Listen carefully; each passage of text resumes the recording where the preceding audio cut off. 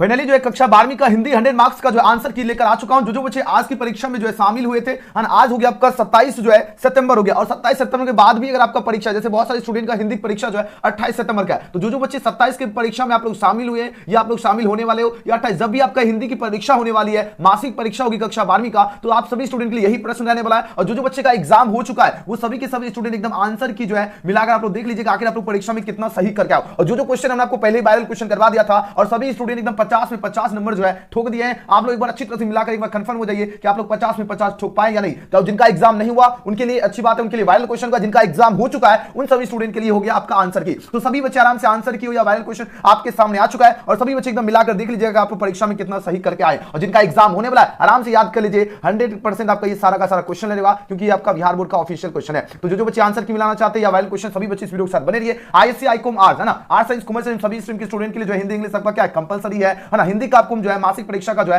Viral question और answer की आपको दोनों करवाने वाला। यहां 1 से 30 तक आपका प्रत्येक प्रश्न का 4 विकल्प दिया गया, जिनमें से कोई एक सही है। इसका आंसर वही मासिक पर चिन्हित करने के लिए कहा गया है, और 25 यानी 30 में से मात्र 25 क्वेश्चन का ही आपको क्या करना था, जवाब देने की आपका जरूरत था। तो जितने स्टूडेंट है, जो बच्चे आज की परीक्षा में शामिल हुए या शामिल होने वाले हैं, परीक्षा से पहले आपको ऑब्जेक्टिव सब्जेक्टिव का फुल सॉल्यूशन करवा देता हूं, या जिनका एग्जाम हो चुका है वो सभी स्टूडेंट आंसर की मिला लीजिएगा, लेकिन सभी बच्चे आंसर की जरूर मिलाना है। चलिए पहला प्रश्न गया, और जो हमने आपको क्लास जो करवा रहा था हिंदी का, उसी से सारा क्वेश्चन लड़ गया। एक एक क्वेश्चन आपका परीक्षा में लड़ चुका है। पहला प्रश्न क्या है, सिपाही की मां जो है पूछा किस विद्या की रचना, एकांकी होगा, कहानी होगा, निबंध होगा, या उपन्यास की बात हो रही है। तो सिपाही की मां की बात हो रही है, तो सिपाही की मां क्या हो जाएगा, ये आपका एकांकी है। ऑप्शन क्या होगा, ऑप्शन नंबर ए इसका बिल्कुल सही जवाब है, एकांकी है। अगला क्वेश्चन क्या है, जयशंकर प्रसाद जी का जन्म कहां हुआ था, कानपुर होगा, जबलपुर होगा, वाराणसी होगा, या सीतापुर की बात हो रही है। तो जयशंकर प्रसाद जी का जन्म हुआ था कहां पर, वाराणसी में हुआ था। ऑप्शन जितना बच्चे हैं सभी बच्चे 100% करेक्ट आंसर मिला लीजिए, और परीक्षा में अगर नहीं देने गए तो आप लोग आराम से याद कर लीजिए, यही सारा क्वेश्चन रहने वाला है। चलिए अगला प्रश्न देखिए, क्वेश्चन नंबर 3।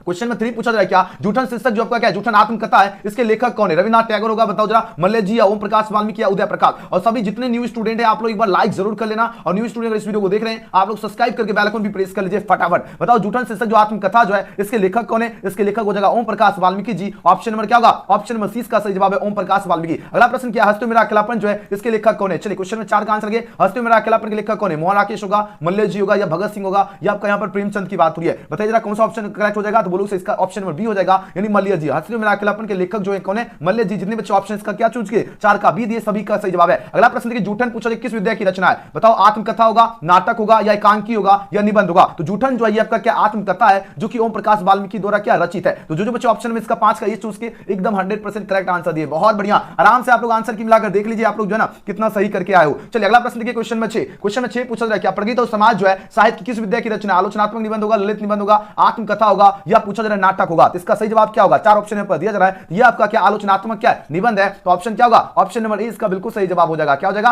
आलोचनात्मक क्या हो जाएगा, आलोचनात्मक आपका निबंध होगा। चलिए आगे बढ़िए, नेक्स्ट क्वेश्चन देखिए, उसने कहा था, आराम से आप लोग जिनका भी एग्जाम नहीं हुआ, जो बच्चे का एग्जाम हो गया वो सभी बच्चे आंसर की मिला लीजिए, और देखिए आप लोग परीक्षा में जो है ना 100% ठोक क्या होने, क्योंकि हम आपको पहले ही करवा दिए थे। और हाँ, अगले मंथ से आपका जो है 27 अक्टूबर से जो है आपका सेंटअप एग्जाम भी शुरू होने वाला है। इसमें आपको देखो पहले हम तैयारी करवाते हैं पूरे, है ना, अच्छी तरह से मेहनत करवा देते हैं, ताकि आपका एनुअल एग्जाम में जो है एकदम बेहतरीन रिजल्ट आए। और अगर आप लोग अच्छी तरह से मेहनत कीजिएगा, अगर आप लोग अच्छी तरह से मेहनत कीजिएगा, तो हम आपको गारंटी देते हैं 2024 परीक्षा में आपका 400 प्लस जो है ना, 400 प्लस लाने से कोई नहीं रुकेगा, क्योंकि उतना जबरदस्त आपको हम तैयारी करवा देंगे। इसलिए जितने स्टूडेंट हैं, आप सभी स्टूडेंट से एक छोटा सा रिक्वेस्ट है ना, आप लोगों को करना क्या, सब्सक्राइब करके बेल आइकन प्रेस कर लीजिए, क्योंकि बहुत सारे स्टूडेंट वीडियो देखते हैं लेकिन आप बहुत सारे बच्चे सब्सक्राइब नहीं करते हैं, है ना, जिसके कारण वैसा उनको कंटेंट नहीं मिल पाता जैसा वो कंटेंट के हकदार होते हैं। इसलिए आपको क्या करना है, सब्सक्राइब करके बेल आइकन प्रेस जरूर करना है। बताओ जरा इसका सही जवाब क्या, उसने कहा था रचना किस वर्ष पूछा जरा क्या, है ना, उसने कहा था जो ना का रचना वर्ष क्या है। बताओ जरा, आपके पास 4 ऑप्शन है, दिया जरा, इसका जो रचना वर्ष है 1915 है, और उसने कहा था जिसके लेकर श्री चंद्रशेखर गुलेरिया जी, ये भी हमने आपको बताया था। एक एक क्वेश्चन का आंसर की मिला लीजिए, जिनका आज एग्जाम है, कल परसों जब भी एग्जाम होगा यही क्वेश्चन आने वाला है। देखिए यहां देखो, इससे पता चल जाएगा कि आपका ऑफिशियल क्वेश्चन है। देखिए जयसी का जन्म स्थान कहां है, बताओ जयसी का जन्म स्थान कहां है, 4 ऑप्शन पर दिया जा रहा है। अब आंसर दीजिए, इसका राइट आंसर क्या होगा, जयसी जी का जो है जन्म स्थान कहां है, बताओ जरा, इलाहाबाद होगा, है ना, जयशनगर होगा, या कानपुर होगा। जयसी जी का जन्म स्थान कहां है, बताओ जरा, इसका आंसर आप लोग कमेंट सेक्शन में देना। तो बोलो से इसका कानपुर हो जाएगा,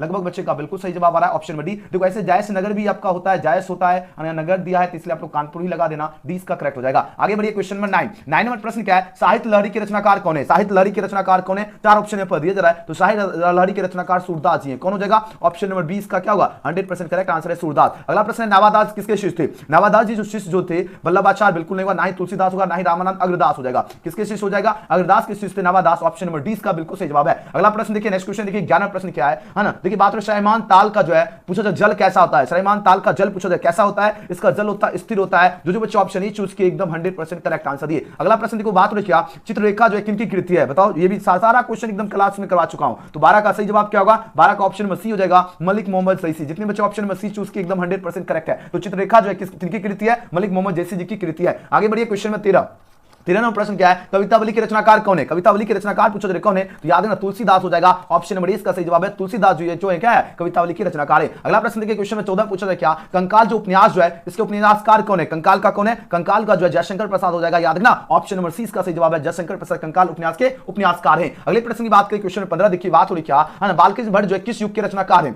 बालकृष्ण भट्ट किस युग के रचनाकार है? भरतेंदु युग हो जाएगा। याद है ना, ऑप्शन नंबर क्या हो जाएगा? ऑप्शन नंबर सी इसका बिल्कुल सही जवाब है। बालकृष्ण भट्ट जी किस युग के रचनाकार है? भरतेंदु युग। ऑप्शन नंबर सी इसका क्या होगा? 100% करेक्ट है। अगला प्रश्न देखिए, नेक्स्ट क्वेश्चन देखिए 16 में प्रश्न क्या है? शिक्षा शीर्षक जो आपका निबंध जो है इसके निबंधकार कौन है? शिक्षा शीर्षक निबंध के निबंधकार कौन है? याद है ना, शिक्षा के निबंधकार जे कृष्णमूर्ति जी। बढ़िया से याद रखना, ऑप्शन क्या होगा? ऑप्शन नंबर डी इसका सही जवाब है। अगला प्रश्न देखिए, नेक्स्ट क्वेश्चन देखिए 17वां प्रश्न है, पुराण जो शब्द है इसका विशेषण क्या होगा? पौराणिक हो जाएगा। ऑप्शन क्या होगा? ऑप्शन नंबर सी इसका क्या होगा? 100% करेक्ट आंसर होगा। तो जो बच्चे इसका ऑप्शन सी लगा का है या लगाने वाले एकदम 100% करेक्ट है। आराम से देख लीजिए, कारक के कितने वेद होते हैं? तो कारक के 8 वेद होते हैं। कितना वेद हो जाएगा? 8। ऑप्शन नंबर डी इसका सही जवाब है। अगला प्रश्न देखिए, नेक्स्ट क्वेश्चन है, जिसने जो है है ना, जिसने पूछा जाए क्या गुरु से दीक्षा ली है? उसके लिए सब क्या? जो गुरु से दीक्षा लेता है ना, उसको कहते हैं दीक्षित कहते हैं। क्या कहते हैं? दीक्षित हो जाएगा। ऑप्शन नंबर सी का सही जवाब है, दीक्षित होगा। अगला प्रश्न है, चमक शब्द का लिंग निर्णय करें। चमक क्या है? चमक क्या है? चमक स्त्रीलिंग है। चमक क्या है? चमक स्त्रीलिंग हो जाएगा। ध्यान रखना, ऑप्शन 20 का सही जवाब। आराम से आप लोग आंसर की मिलाकर देखो कितना सही करके आए। अगला प्रश्न देखो, क्वेश्चन 21 क्या है? दिवाली शब्द में कौन सा संज्ञा है? दिवाली जो है ये आपका कौन सा होगा? व्यक्तिवाचक संज्ञा होगा। कौन सा संज्ञा है? दिवाली आपका व्यक्तिवाचक होगा। ऑप्शन इसका सही जवाब है। अगला प्रश्न देखो, क्वेश्चन 22 पूछा जा रहा है क्या? यथेष्ट जो शब्द है इसका संधि विच्छेद क्या होगा? यथेष्ट का पूछा जा रहा है क्या? संधि विच्छेद क्या होगा? यथेष्ट का होगा, यथा प्लस क्या होता है? इष्ट। यथेष्ट हो जाएगा।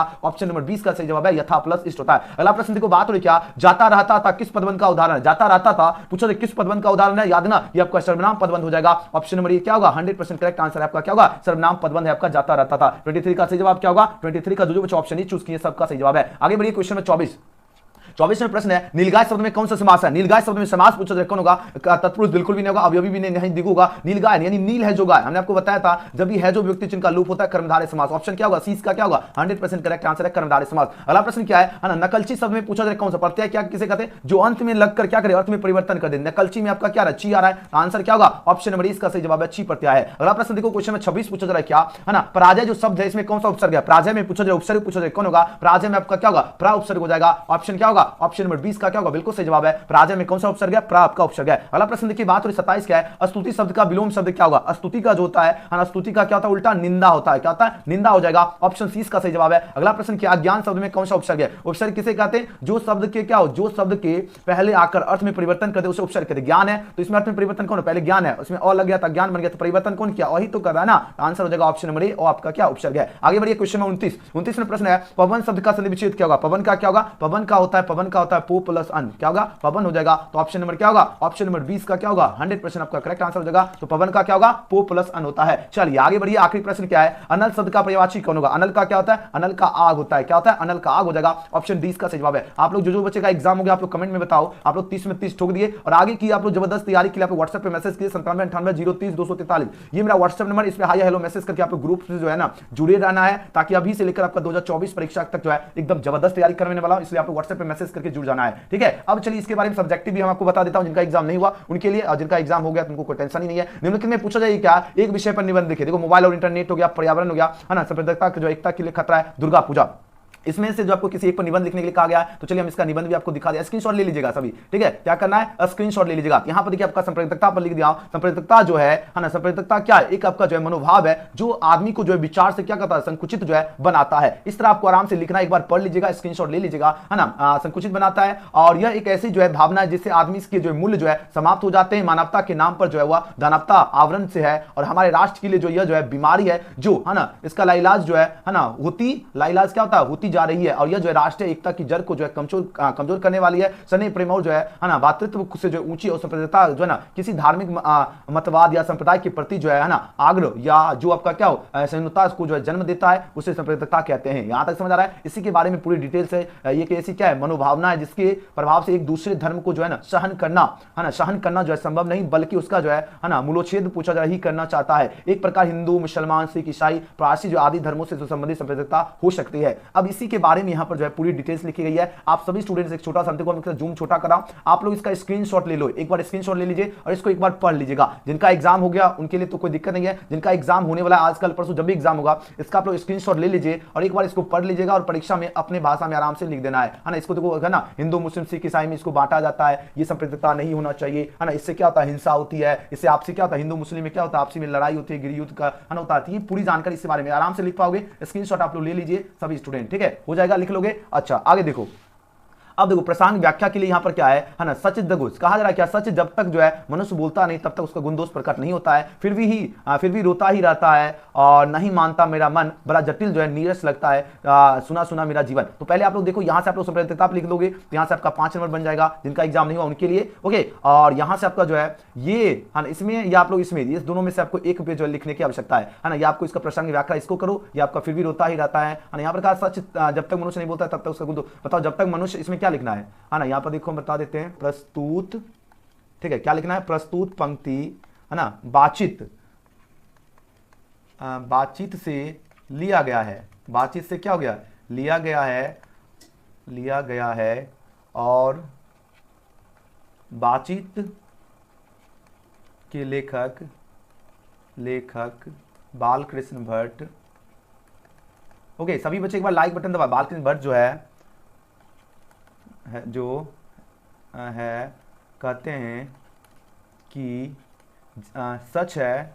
बालकृष्ण भट्ट जी कहते हैं कि सच है जब तक क्या हो मनुष्य जो है ना, जब तक आपका क्या होगा मनुष्य जो है बोलता नहीं, जब तक क्या है मनुष्य जो है बोलता नहीं है ना, तब तक है ना, तब तक क्या होता है? तब तक उसका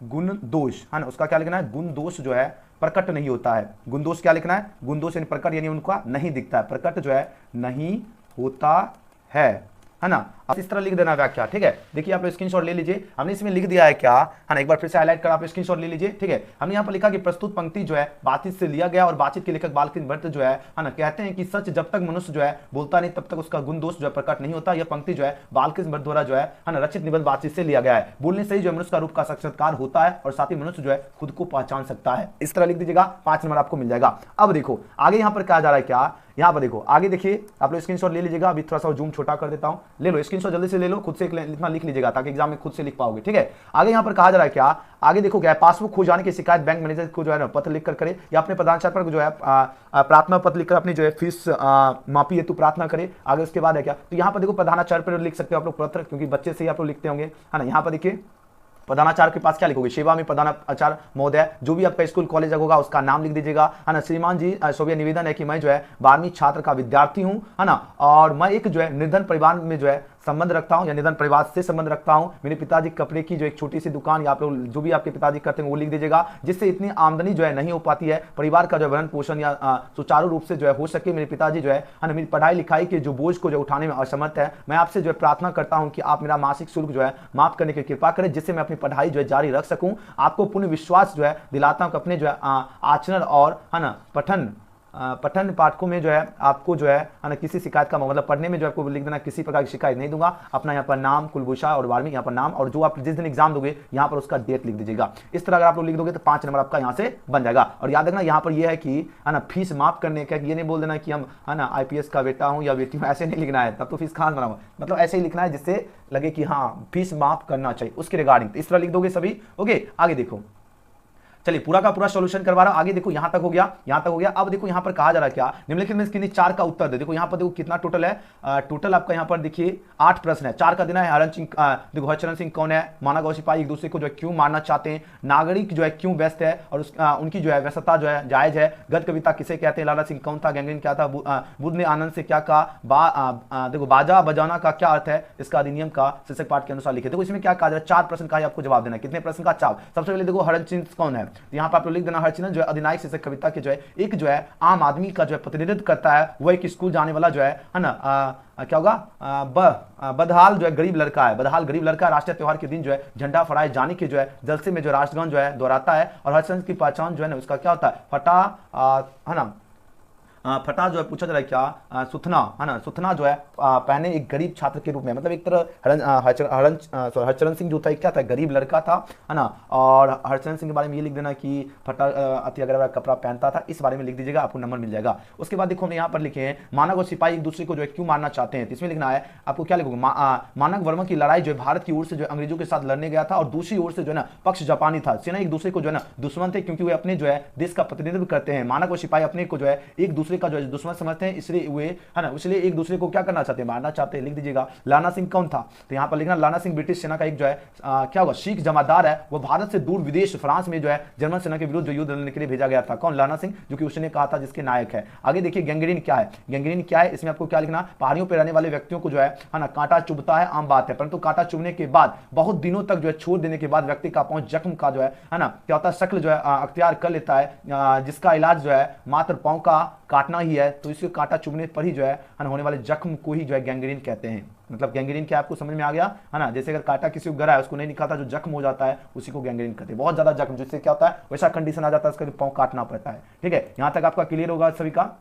ओके, अब यहाँ पर संक्षेपण कीजिए पूरा। मैं आपको यहाँ पर 3 नंबर क्या संक्षेपण, देखो ये कहा जा रहा है क्या, पराधीनता जो है मानव का सबसे बड़ा पतन है, गुलाम रहकर भी कोई व्यक्ति जो है सुखी जीवन नहीं बिता सकता है। पराधीनता जो है व्यक्ति जो है स्वप्न में भी जो है सुख का भोग नहीं कर सकता है। सुख प्रतिद्वंद्वी का जो है ना मानव हो या देव, पशु या पक्षी, सभी जो है स्वतंत्रता चाहते हैं। पराधीनता जो है ना दुखी क्यों जननी, इसके बीच में आप इसको क्या करना है संक्षेपण करने के लिए जो है ना कहा गया था। आप इस तरह उत्तर लिख सकते हो, पराधीनता का जो है सबसे बड़ा दुख है, पराधीन व्यक्ति कभी भी जो है सुखी नहीं रह सकता है। और इसके बारे में और भी लिख सकता है, अगर देखो अगर और इसमें अभी छोटा नहीं लिखना है, और इसमें ये भी लिख देना कि पराधीनता के कारण क्या होता है ना, जिसका जो व्यक्ति जो है जो चाहता है वो नहीं कर पाता है, जैसा शिक्षा प्राप्त करना चाहता है वो नहीं प्राप्त कर पाता है, अच्छे तरह से जो है खान पान वगैरह वगैरह कुछ भी नहीं हो पाता है पराधीनता। इसके बारे में ही आपको यहाँ पर डिटेल से लिख देना है। आई होप आप